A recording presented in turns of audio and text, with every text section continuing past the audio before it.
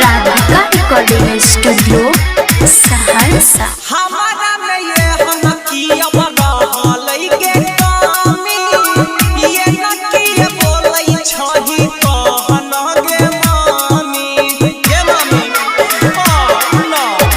पढ़े वाला उमर छौरे करन छी आजादी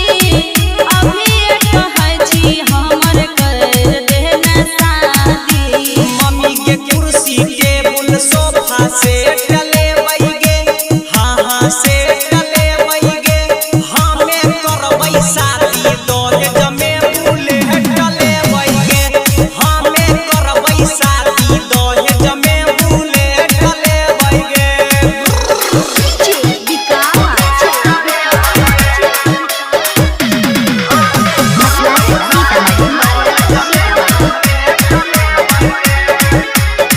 पतर छितर लमहर कनिया होय के चाही बिजोन गे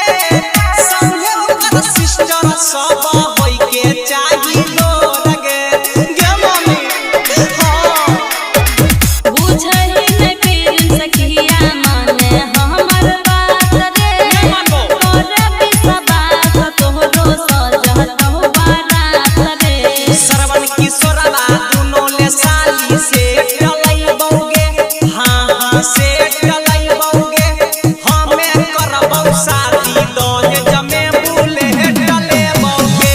हमें करबौ शादी दहेज में बुलेट टले बौगे रिकॉर्डिंग बाय सुजीत सहरसा।